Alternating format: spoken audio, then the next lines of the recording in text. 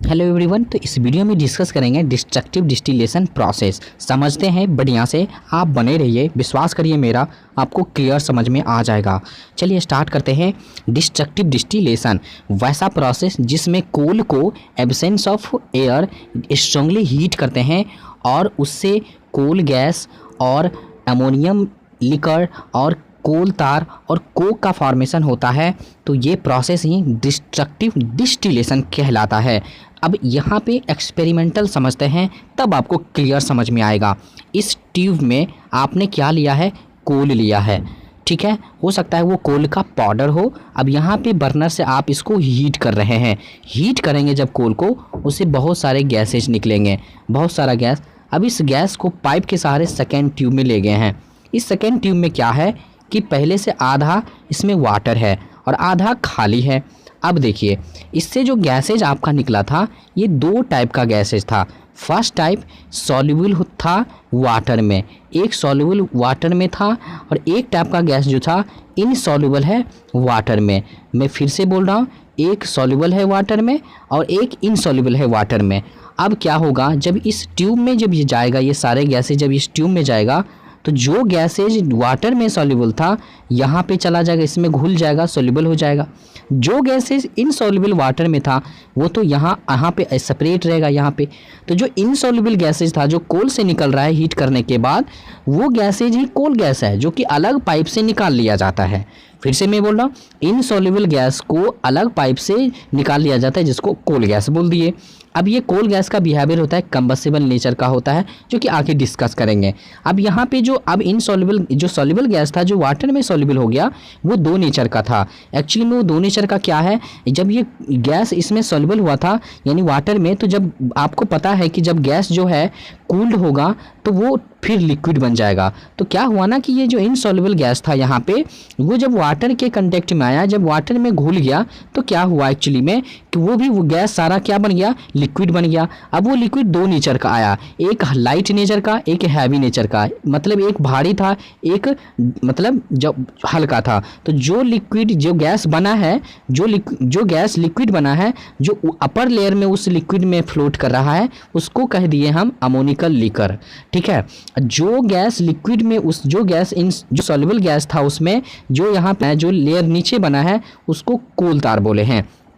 तो मतलब ये समझ में आया, ये कोल तार एक्चुअली में आपको बढ़िया समझ में आएगा जब सड़क बन रहा होता है, तो थिक ब्लैक लिक्विड आपको देख रहे होंगे सड़क पे, यहाँ पे मतलब यहाँ पे छिड़काव किया जाता है सरफेसिंग करने के लिए। तो एक्चुअली में वही है कोल तार, जो कि यहाँ से कोल से ही जो गैस निकला है, उस गैस को आपने क्या किया, कूल्ड करके फिर उसको लिक्विड में चेंज कर लिया। अब जो भारी लिक्विड है यहाँ पे, वही है कोल तार। जो उस लिक्विड में हल्का लिक्विड है, जो अपर लेयर में है, उसको बोल दिए अमोनिकल लिकर। ये आपको समझ में आया। अब यहाँ पे कुछ ऐसा प्रोसेस है जो कि मैं यहाँ पे आपको और अच्छे से समझाना चाहूँगा। यहाँ पे देखिए, कोल को आपने क्या किया, heated strongly in the absence of oxygen, सही है। अब क्या हुआ एक्चुअली में कि जब आप हीट किए तो हॉट वेपर्स निकला उससे। अब उस हॉट वेपर्स को आपने क्या किया, cooled and bubbles through water, आपने उसको कूल्ड कर दिया। कूल्ड करने के बाद क्या हुआ कि जो गैस इनसॉल्युबल था, जो इनसॉल्युबल गैस था, जो कि वाटर से इनसॉल्युबल था, वो कोल गैस कहलाया।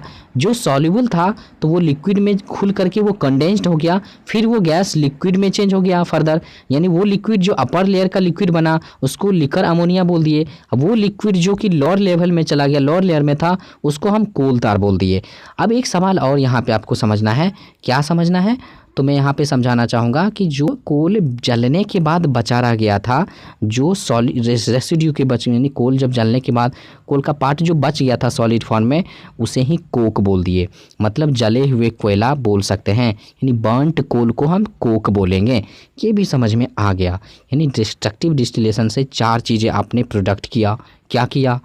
कोक किया प्रोडक्ट, कोल गैस को आपने निकाला, फिर लिकर अमोनिया को निकाला, फिर कोल तार को आपने निकाला। तो ये जो प्रोसेस सारा कहलाया, यही प्रोसेस तो डिस्ट्रक्टिव डिस्टिलेशन कहलाता है। अब एक एक करके डिस्कस कर लेते हैं। यहाँ पे आप डेफिनेशन देख सकते हैं। व्हेन एनी सब्सटेंस, यहाँ पे बेहतर होगा कि व्हेन कार्बोनिक सब्सटेंस ले लें। When a carbonic substance is heated in the absence of air forms number of products is the process known as क्या होगा, destructive distillation of a coal.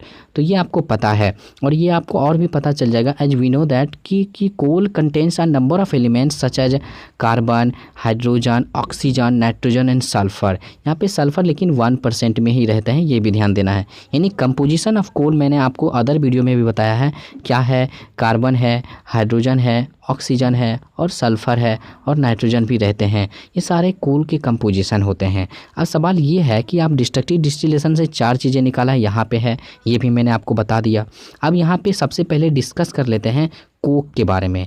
Coke actually में बहुत ही ज़्यादा इम्पॉर्टेंट माना जाएगा, क्योंकि ये एक्चुअली में क्या है, ये सबसे पहले देख लेते हैं कोक बना कैसे था। तो व्हेन पाउडर कोल को जब आपने हीट किया in distillation apparatus the substance which is left, तो after heating it is known as coke. जो बच गया था वही तो कोक है। अब एक्चुअली में इसका जो है, इसमें और प्रॉपर्टी देख लेते हैं, इसमें 98% तक कार्बन प्रेजेंट रहते हैं। और दूसरा चीज़ है कि it is a porous, tough और black and the purest form of coal. यानी कोल का सबसे प्योरेस्ट फॉर्म कोक ही कहलाएगा। लाइक जैसे चारकोल, वो भी ऐसा होता है। It Burns without smoke. अब जाहिर सी बात है कि जो कोयला जलने के बाद ही जो बना है, कोक बना है, तो जाहिर सी बात है कि अब कोक से तो धुआं निकलेगा नहीं, क्योंकि कोल से तो ऑलरेडी धुआं निकल चुका है। तो जो बच गया था उसे कोक बोले हैं, तो कोक से तो धुआं ज़्यादा निकलेगा नहीं। इस तरह से आप याद भी रख सकते हैं। अब it is a very good fuel. It is used as a reducing agent in the process of extraction of metals from their ores. It is also used in making fuels gases like water gas, producer gas. ये सबसे ज़्यादा important है, मैं आपको बेहतर यहाँ से समझाना चाहूँगा। रिड्यूसिंग एजेंट मतलब क्या होता है? रिड्यूसिंग एजेंट मतलब होता है कि ऑक्सीजन को एक्सेप्ट कर लेना, ग्रहण कर लेना। यहाँ पे कोक जैसे कार्बन का फॉर्म है तो सी लेंगे, कोक का फॉर्मूला सी। इसने क्या किया, जिंक ऑक्साइड से ऑक्सीजन को एक्सेप्ट कर लिया। यानी देख सकते हैं कि जब ऑक्सीजन से छीन लिया, ग्रहण कर लिया, तो जिंक तो अकेला बच गया और कार्बन ने ऑक्सीजन ले लिया तो CO निकल गया। मतलब ये हुआ कि सी का काम क्या था, कोक का काम क्या है, ऑक्सीजन एक्सेप्ट कर लेना। ये बिहेवियर ही रिड्यूसिंग एजेंट कहलाएगा। मतलब वैसा एजेंट जो ऑक्सीजन को एक्सेप्ट कर ले, तो ये एजेंट रिड्यूसिंग एजेंट कहलाएगा। ये आपने समझा। दूसरा चीज़ ये कि प्रोड्यूसर गैस का फॉर्मूला होता है CO+N2, यानी ये प्रोड्यूसर गैस को बनाने में भी करते हैं यूजेज। और दूसरी चीज़ वाटर गैस का फॉर्मूला होता है CO+H2। ये गैस को बनाने में भी हम यूज करते हैं, किसका, कोक को यूज करते हैं। अब ये आपको पता चल गया। तो ये जो प्रोड्यूसर गैस है और ये जो वाटर गैस है, ये एक्चुअली में इस गैसेज को हम फ्यूल के फॉर्म में यूज करते हैं। तो ये भी आपको ध्यान रखना है। अब आगे समझते हैं अमोनिकल लिकर। अमोनिकल लिकर क्या है, ये आपको देख पा रहे हैं, ये अमोनियम सल्फेट जिसको हम फर्टिलाइज़र बोलते हैं, जो आप देखे होंगे गाँव में या फिर किसी भी खेतों में। एक्चुअली में ये अमोनियम सल्फेट का फॉर्मूला है, जो कि वाइट कलर का जो गोल गोल ऐसा दाना जैसा रहता है, प्लेट जैसा रहता है, वही है अमोनियम सल्फेट। एक्चुअली में अमोनियम सल्फेट इसी जो ये फर्टिलाइज़र है, ये अमोनियम सल्फेट को ही बनाने में हम अमोनिकल लिकर का यूज़ करते हैं। अमोनिकल लिकर क्या है, तो अमोनियम हाइड्रोक्साइड को अमोनिकल लिकर बोलते हैं। ये देख लीजिए। अब अमोनिकल लिकर को हम जब सल्फ्यूरिक एसिड से मिलाते हैं, यानी मिक्स्ड करते हैं, तो अमोनियम सल्फेट बनता है, जिसको हम ये कहते हैं फर्टिलाइज़र, जो अभी आपने देखा। तो अमोनियम सल्फेट बनाने में, मतलब इस फर्टिलाइज़र को बनाने में एक्चुअली में अमोनियम लिकर का तो यूज किए हैं। तो ये एक सबसे ज़्यादा इंपॉर्टेंट था, ये आपको ध्यान रखना है। कोल तार, ये आपको फिगर में दिख रहा होगा कि एक्चुअली में ब्लैक थिक लिक्विड है ये, है ना, तो ये ध्यान रखना है। तो कोल तार जो है एक्चुअली में बहुत सारे डिफरेंट कार्बन कंपाउंड्स का ये मिक्सचर है, ये भी ध्यान रखना है। It is obtain after heating powder coal. It is a thick black liquid with unpleasant smell. ये एक्चुअली में जब आपने देखा कि कोल से ये बना है, तो ये अनप्लीजेंट स्मेल देता है। ये कोल तार के बारे में ये भी जानना है आपको। और ये ब्लैक थिक लिक्विड है, ये भी जानना है आपको। सबसे ज़्यादा ज़रूरी आपको यहाँ पे ये समझना है, इसका जो यूज है वो रोड सरफेसिंग में करते हैं। It is used for surfacing road and also as a surface of different aromatic compounds, source of different aromatic compounds, यानी डिफरेंट एरोमेटिक कंपाउंड के सोर्स में भी इसका यूज हम करते हैं। ये आपके लिए ज़्यादा इंपॉर्टेंट नहीं है। ज़्यादा इंपॉर्टेंट आपका यहाँ ये है कि यहाँ पे देख लें, which are used in the preparation of dyes, explosive, paints, synthetic fibres, drugs, pesticides. ये सभी चीज़ों को एक्चुअली में प्रिपरेशन करने में हम कोल तार का यूज करते हैं। और सबसे लास्ट में आप ये जान लीजिए, नेफ्थलीन बॉल। नेफ्थलीन बॉल बनाने में भी हम कोल तार का ही यूज करते हैं। अब नेफ्थलीन बॉल का काम क्या है, नेफ्थलीन बॉल जो है मॉथ को या अदर इंसेक्ट्स को भगाने में करता है ना, तो ये भी आपको ध्यान रखना है। अब आगे बढ़ जा रहे हैं। Coal gas, coal gas simple है। कोल गैस सबसे पहले मिक्सचर आप जान लीजिए, हाइड्रोजन, मीथेन और कार्बन का। कोल गैस का मिक्सचर होगा, हाइड्रोजन क्या होगा, कार्बन हो जाएगा यहाँ पे, और मीथेन हो जाएगा जिसका CH4 है, और हाइड्रोजन हो जाएगा। इसमें सबसे ज़्यादा कौन प्रेजेंट रहता है, तो ये पूछा जाता है कोल गैस में सबसे ज़्यादा प्रेजेंट हाइड्रोजन गैस रहता है।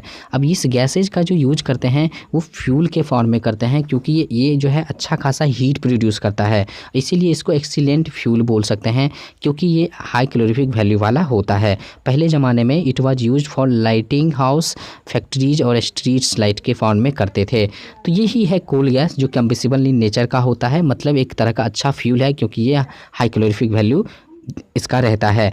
तो आई होप कि आपको ये बेहतर समझ में आया होगा कि एक्चुअली में ये कोल गैस क्या है, कोल तार क्या है, अमोनिकल लिकर क्या है, कोक क्या है। ये 4 प्रोडक्ट हम कहाँ से बनाए हैं, तो कोल से निकाले हैं। कोल से जो ये निकालने का ये 4 प्रोडक्ट था वो डिस्ट्रक्टिव डिस्टिलेशन कहलाया। तो ये सारे प्रोसेस आपको बेहतर समझ में आया होगा। अगर आपको रियली में समझ में आया है तो प्लीज़ मेरा सपोर्ट करें, मेरे चैनल को सब्सक्राइब कर लें अगर अभी तक आपने नहीं किया है, और अगर आप सच में कर भी लिए हैं तो अगर आप इतना ज़रूर करें मेरे लिए, प्लीज़ मेरा अदर जगह शेयर करके मेरे सब्सक्रिप्शन बढ़ाने में हेल्प करें। Thank you so much video देखने के लिए।